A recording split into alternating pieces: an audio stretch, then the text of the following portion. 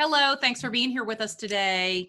Today, we are going to spend our time talking about best business practices for both new and seasoned agents. I think it's a good reminder when we have been in the business for a long time to just take a fresh look at all of our business practices and see if we can't improve upon some of them. We may throw some out, we may adopt some new ones.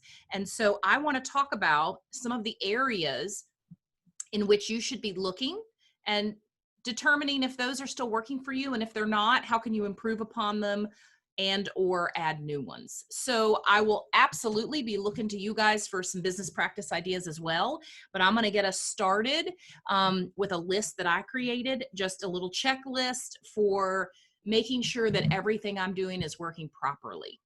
So the first thing I want to talk about is the email signature. I get a lot of emails from a lot of agents, and a lot of those emails have no email signature. It is very simple to set up. It is simply a line of text that contains the contact information for the person sending the email. It is very frustrating to me when I forward an email from an agent at our firm and it's saying something like, Ashley, will you please share this open house flyer? Or will you please ask the agents if they know of a contractor and have them reach out to me?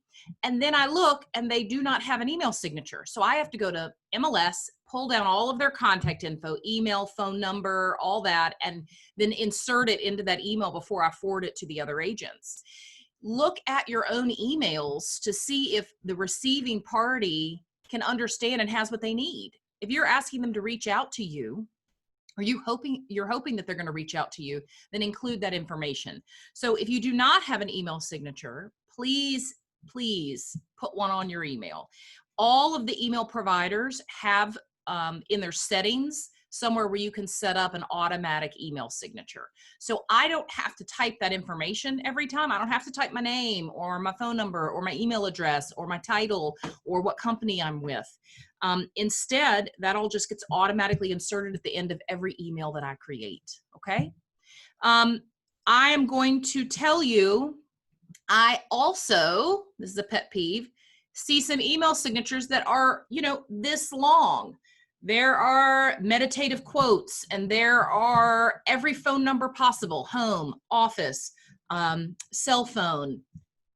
I'm not so sure that's entirely necessary in today's world anymore.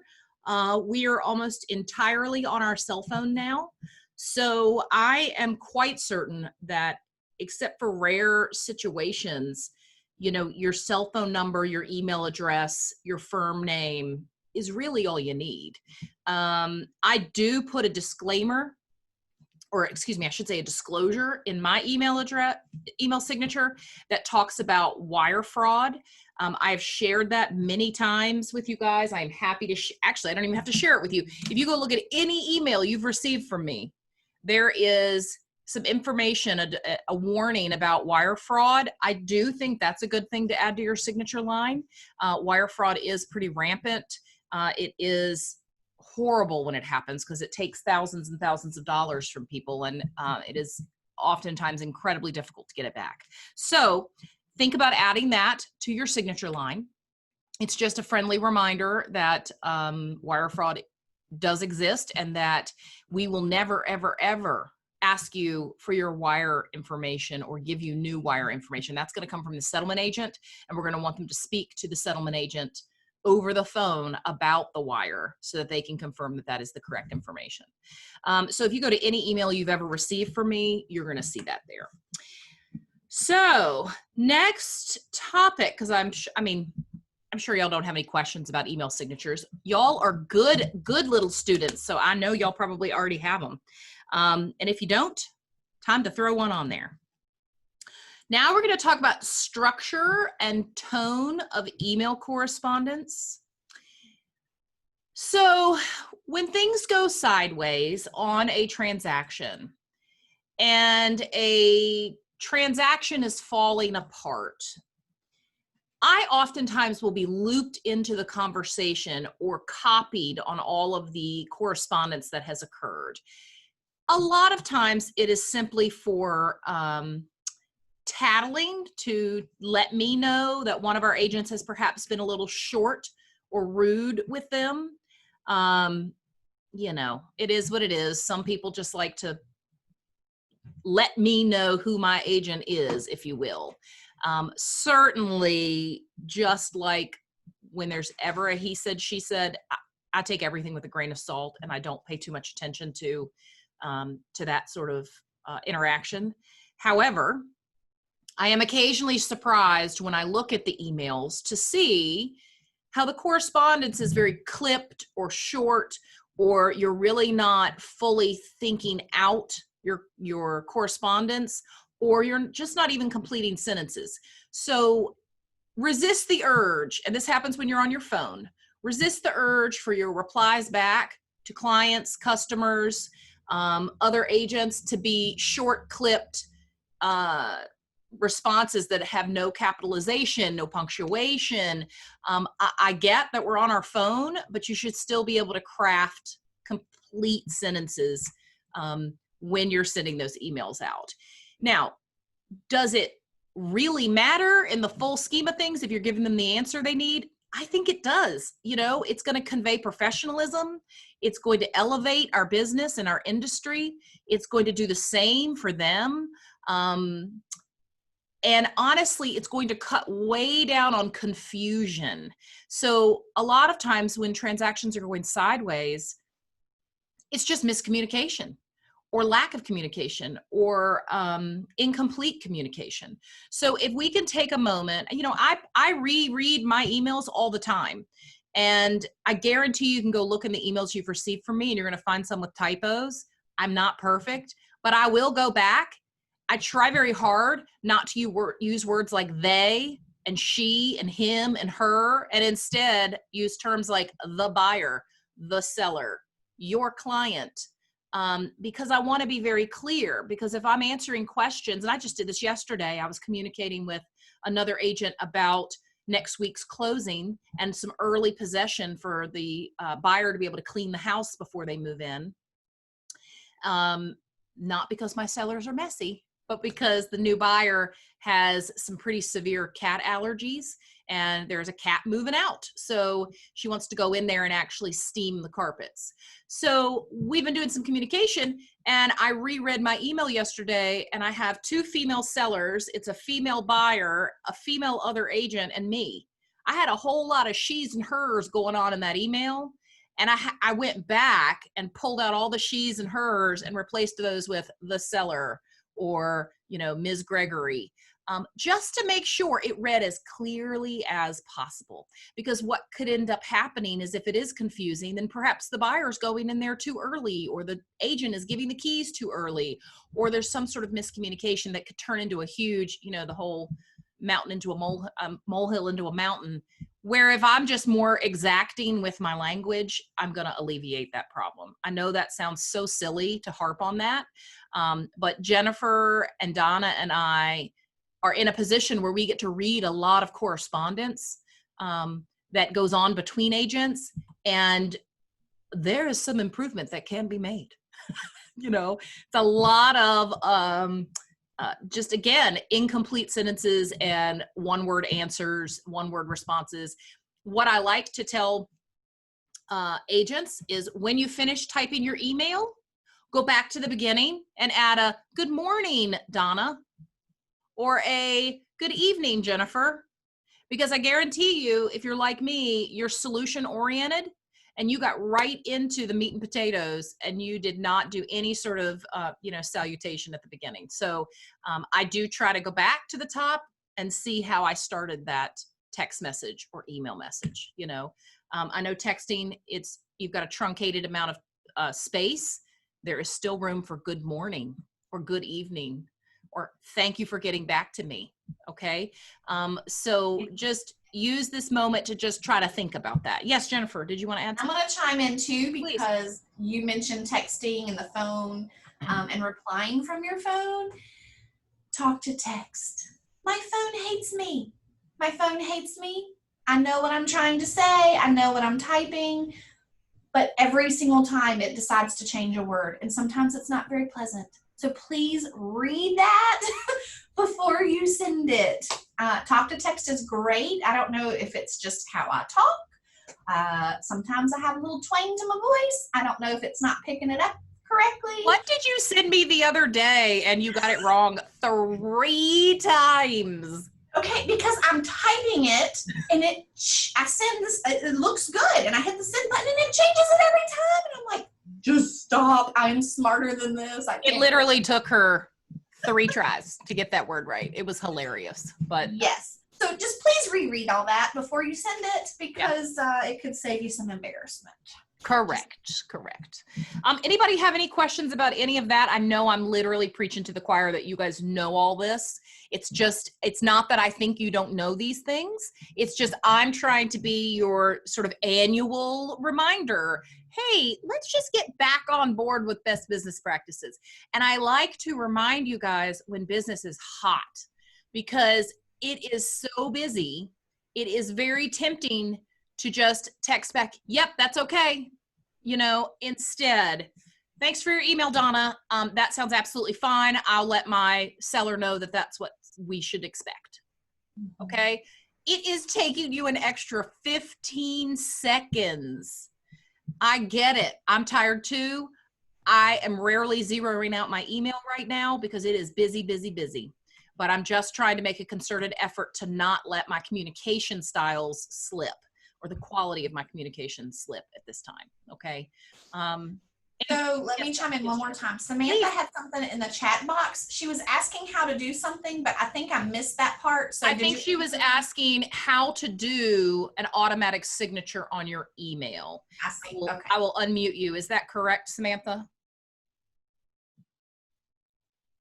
She was saying she may have to drop off and come back in. But if you want to shoot her a text message. No, that was correct. Okay. So Ayo, are you using Gmail right now? Yep, you put it on Gmail, but I don't know how to put it on Yahoo. I see. Okay. Well, Yahoo will certainly have some sort of setting that will allow for you to type in what you want your signature to be. And we're happy to help you with that. You come in the office next time and grab one of us and we'll set it up for you. Thank you. You're welcome. I'm remuting you. Okay. So let's move on to professional voicemail. If you have not called your phone from another phone, grab a landline, grab your, best friend's phone, call yourself, listen to your voicemail, see what it sounds like. The most common mistake I see, Donna just dropped off. Jennifer dropped off. She's going to go do it right now. The most common thing I see is that agents will switch to us as a real estate firm, and it may be a month before they remember to change their incoming voicemail message to say what company they work for. So that's not an ego thing on my part. It's just we certainly want to have accurate contact information. So call your own phone number. Check and see what your voicemail sounds like. Perhaps there's background noise. Perhaps you just don't sound as upbeat as you wish for your incoming voicemail message to sound like. So it's a good idea to just listen to that every couple of years, right? I think I've had mine for maybe 10 years. So it may be time to switch it up and try something new. But just a friendly reminder to check your professional voicemail and make sure that it names your firm name, your full name, and has some sort of greeting on it, okay? Let's see, what's our next one? This is your friendly annual reminder to check your Facebook business page cover photo, profile picture. Go ahead and check those. My husband yesterday said, hey, did you know that our trash cans are in your cover photo for your Facebook business page? I've never noticed that. My trash cans are in that photo.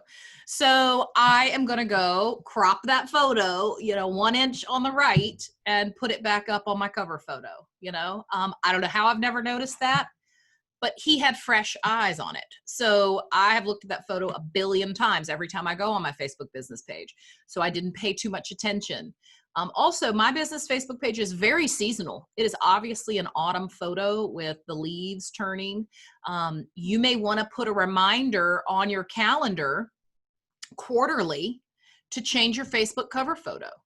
Now, perhaps you're someone who changes it all the time. I'm not one of those people. I'm one of those people who's like, good. I'm happy to not have that task again. But I may want to put on my calendar to do that seasonally so that I can have, a wintertime photo and an autumn photo and a spring and a summer. And just that will be my reminder to make sure that I am changing that up every so often. A bonus there is when you do change your cover photo, it's going to go ahead and put that on everyone's news feed that you have added a new cover photo. So then you have the opportunity to engage with your, viewership in an organic way. Okay. Does anybody want to share how often they're changing their photo, how often they're freshening that up? You'll know me. I'm happy to talk for an entire hour straight, but if y'all would like to chime in, I would love it. Okay, if anybody wants to, just let me know.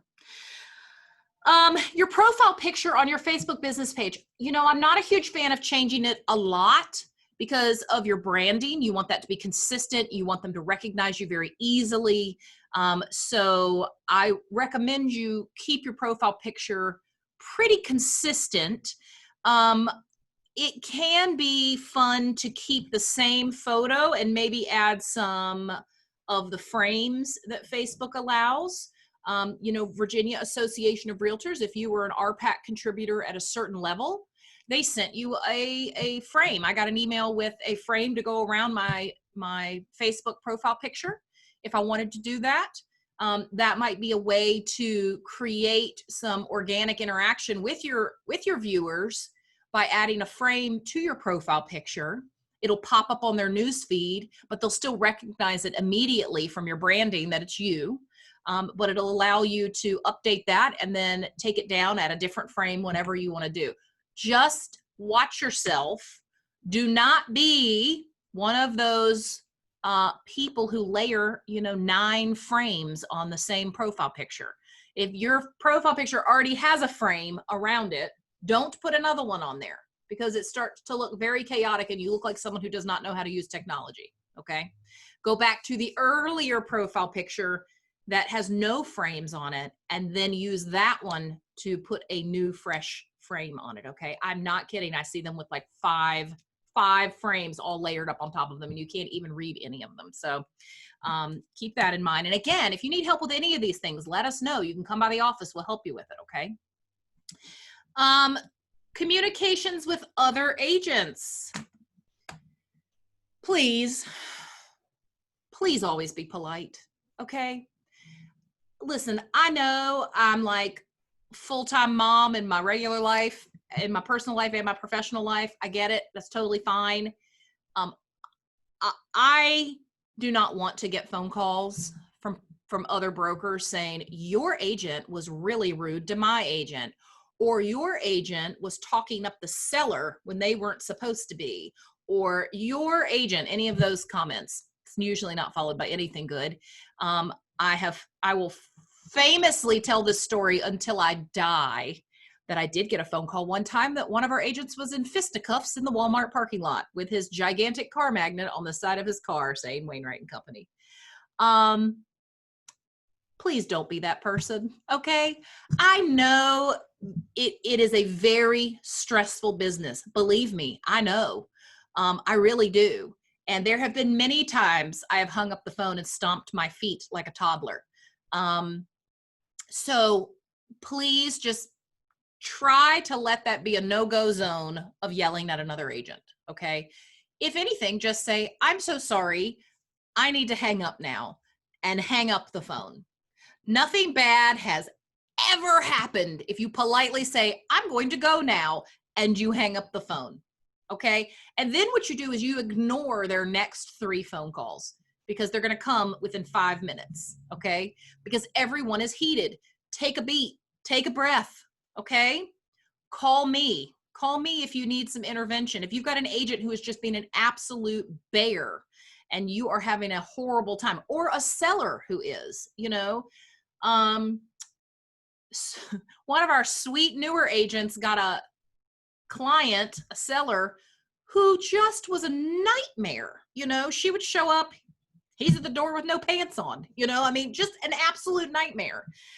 So she called me often, and I gave her lots of advice as to how to handle the situation until we could get that listing agreement terminated. Okay. She handled it beautifully. She started taking her husband with her every time, and he was obviously much better behaved. So stuff is going to happen. You're going to bump into some odd personalities. You're going to talk to people on their worst day. Okay. You're going to talk to agents, especially now. You're going to talk to agents who have been up until 1 a.m. homeschooling their kids, and now they're back at it at work, maybe with their kid in the back seat. They are frustrated. Me too. Mine are across the hall. We are all worn out, tired, exhausted, and our nerves are shot. So please just take a breath and try to get off of phone calls, or just pause before you send an email back. And email is where I most often see people getting a little snooty with each other and a little snotty with each other. So write that email, then back the whole thing out and do it again. Okay.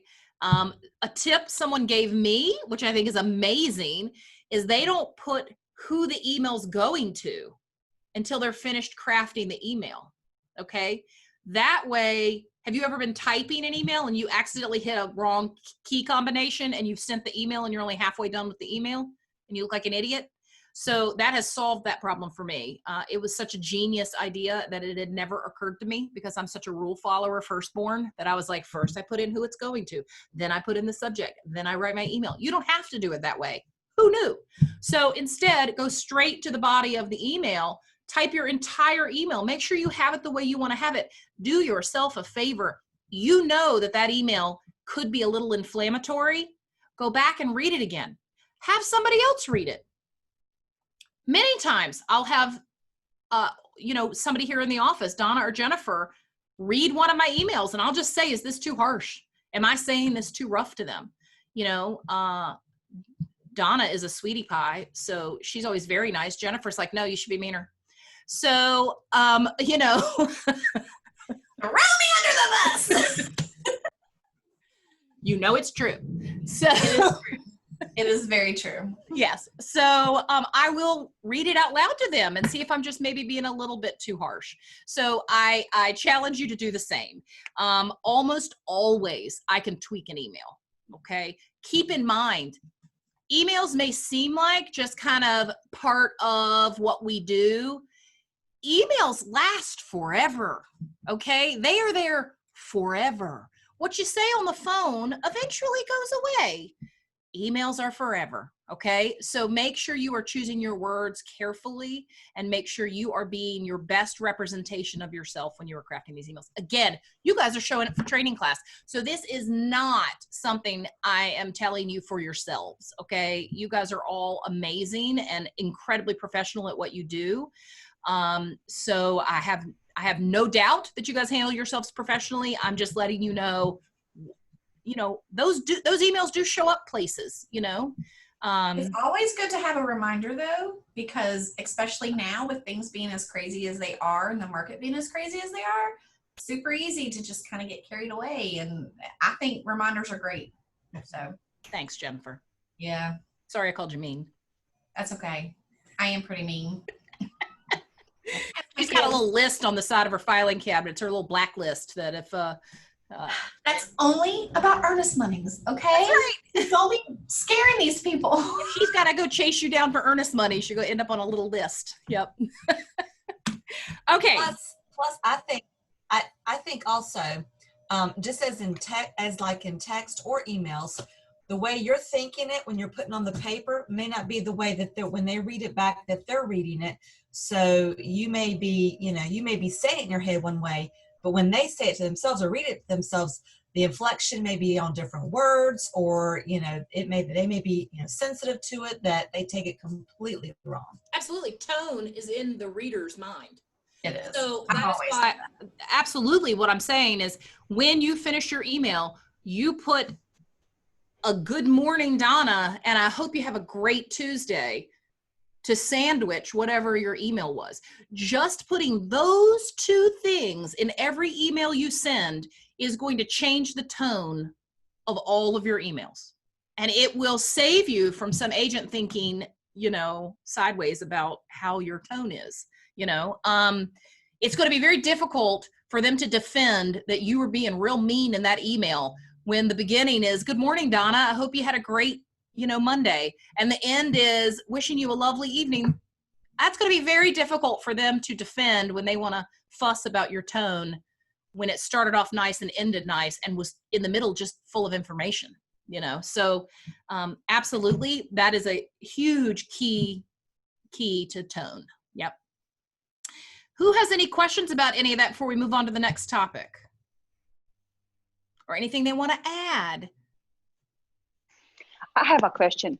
Please. Who checks the Wainwright and Company emails? So when they go to ashley@wainwrightco.com, those come directly to me, and I am doing all of that. If they go to wainwrightco@gmail.com, that is primarily Jennifer. We like to think of that email address as like a filing cabinet. So that is where all documentation is going. So primarily Jennifer checks it. I certainly also have it on my phone and will check it when I need to, or if I'm looking for something, or Jennifer needs some help, or I see something pop into that email account in the evening when I want Jennifer to be able to be off from work, I'll pop over there and take care of something. But it is primarily Jennifer who is maintaining that email account. Is that what you were asking, Daniela? Yes, thank you. Okay. I was just wondering who to address when I send it. Thank you. Sure. And then Donna actually hops on there too. So she'll go on there and pull off contracts for her to print out and upload into our back office software program.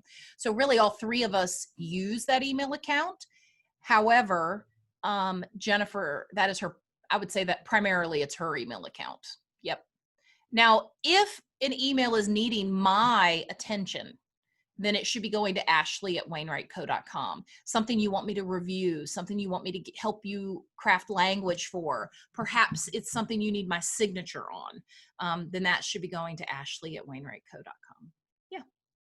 Good question, Daniela. Okay, that's going to take me to my last topic of the day, which is the good old thank you note. So these are just some little note cards I had made at Vistaprint. They're on a nice high quality linen paper, and they just have my firm name and my name on them. And I write a lot of these.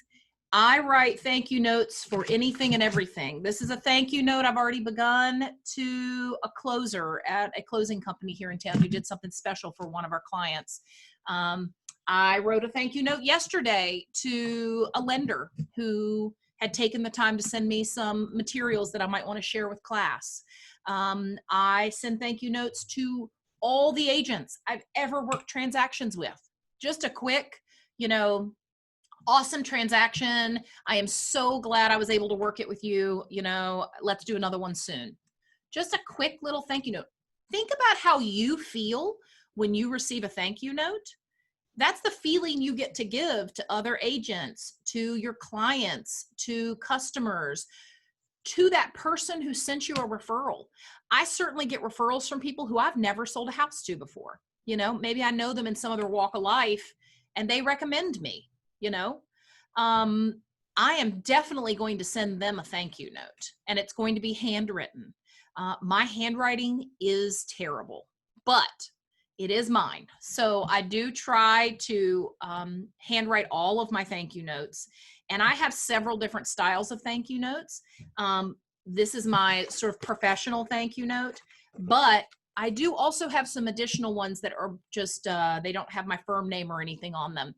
And that might be something I would use to send to a past client. And it may just be not a thank you note, but just a, hey, I was thinking about you and just wanted to say hi, and I hope your fall is going great, you know? And I might write that on something that isn't, that's for me, the person, not me, the real estate agent, okay? They know who I am. They follow my Facebook business page. They know how to get in touch with me. You know, I am the person trying to check in on them, not necessarily the agent trying to check in on them. So in that case, I have just some more personal kind of this is just me, the person, note cards. Vistaprint is constantly having sales. They just finished a 2-day sale where it was 50% off note cards. So these are incredibly inexpensive. And I tell you, you get a lot of mileage on these handwritten notes. So please consider doing that. And what I like to do with Vistaprint is I will go ahead when I have time and create something I want, like a note card, and they've got a million templates. I'll create a note card or a postcard or something I'm going to want to purchase. And then I just let it sit in my shopping cart on Vistaprint until I get an email from them that they're having a sale. And then I jump on Vistaprint, and that way, like they just finished a 2-day sale. I did not have time in the last 2 days to sit down and create anything. So I didn't get to take advantage of the sale. So if I do it the other way and those items are just sitting in my shopping cart, then I can really take advantage of the sale when it happens because I've already created what it is I'm going to purchase. Okay, I am going to wrap up and let you guys jump in with any questions or sharing time. Let's have a little circle time. So if there's anything anybody wants to contribute, anybody have anything interesting happen in the last week? Anything that surprised you? What do you see the market doing right now? Rebecca, I'm curious if you're wanting to share how your listing is going in Salem that you just put on the market last week. I want to see if you've had a lot of showings or have you received any offers? Hey, so listing is going good so far. It's my first one I've ever had, so super exciting. I've had a good amount of showings. I've probably had like 10, 15 at this point. No offers in hand. I've had 2 people get with me and say, hey, my agent's trying to figure out XYZ to get you an offer, whether it's like the closing of their house or they're trying to get like a pre-approval or something from their lender. So kind of waiting on those. I spoke with my clients though, because they had 2 big dogs in their house previously, and they did just rehome them not too long ago, but the house still has the dog smell. Yes. And so I've had that feedback a lot when people are doing showings, and I think it's like deterred some people from really just even paying attention to the house. So I did tell them, I was like, you know, if something isn't happening by this Friday from like one of the people that said they're going to submit an offer to us, like we need to go ahead and get the carpet cleaned really well, the furniture, just to see if that makes a difference. Good. So Amanda Austin at our company, she and her husband own a company that does odor mitigation. So I certainly can send you their contact information because that might be something worth doing. Yeah, that'd be great. I don't remember if it's an ozone treatment. I don't remember what it is. Mm-hmm. It is, Jennifer, an ozone It is treatment. ozone. Yeah. Jennifer, do you have a second? Will you try to look that up? And I think it's Odor Busters or something like that, and throw it in the chat window. I really don't. Let me look. Then Rebecca, keep chatting. I think you're right to be very quick on creating a solution to why if it has not sold in this market, there is a reason why. And so I think you're very, especially if it's being shown well. So very smart of you to act quick on that. Yeah, and I mean I've had like other feedback, but some of the stuff is like things I cannot control. So that's like one of the things I can control. The other one, the house across the street, there's like a field where they do like baseball practice sometimes. Mm-hmm. It's not, you know, as busy all the time, but people have worried about, you know, is there just a lot of traffic because of that, or is my car going to get hit by a baseball if I live here? I gotcha. So, you know, can't control that, but the odor, something I can do something about that one. Right. I am posting, it is Odor Busters. Got it. Awesome. I don't know why that stuck in my brain, but it is. And I just threw it in the chat window and let them know you work with Amanda. It's Amanda Austin at our company. It's she and her husband Stu's company, and they do ozone treatments. So that may be something worth doing. You're a better looker than I am because I am still looking at it. You know, I'm a great internet sleuth. I had one other thing that I was going to chime in with. So you were talking about emails earlier and like email etiquette and stuff like that. And I send a lot of emails a day. probably like over 200 emails a day with what I do. So, in my email signature, like I even try to space it out to where it says, if you have any questions, please let me know. Thank you so much. Or thank you, like to where I always end it off like pleasantly and like like it's ending it with like, okay, I'm here to willing to help you. Just let me know. And always started out with like, hey, or something like that, just to be polite, like you were saying. Sometimes if I'm typing a tough email, I do the same thing and leave their name off in the beginning while I'm typing it. Yes, exactly. And add it at the end. But another thing that I have done, and I don't know if all emails do it, I know Gmail does, that has saved me a few times, is there is a like undo button to Yes. pretty much once you send your email, there's like you have a so many second delay where you can cancel the email and it doesn't send. Yes, I And have to I use have that set that frequently up to because I max. forget to attach whatever it is I was going to Yes, attach, and that's what- yeah. occasionally Gmail will pop up and say, hey, you mentioned the word attached. Did you want to Mhm. attach something? Which is always saves me. But sometimes Yes. that doesn't happen and I have to snap that undo button. Yep. Yeah, Absolutely. so that has been a huge thing for me, and for anyone else listening, it's in the settings, it's the undo, and I have mine set to the max because sometimes Yes. it'll take me a few seconds and then I'll be like, oh wait, I forgot XYZ, and then I go and cancel it really quick. That's right. Yeah. Great tips. All right. Who has any other business they'd like to share before we sign off for I today? do. Yes, Kara, I do. please. So I'm surprised at the market right now, and I guess maybe I'm just overpriced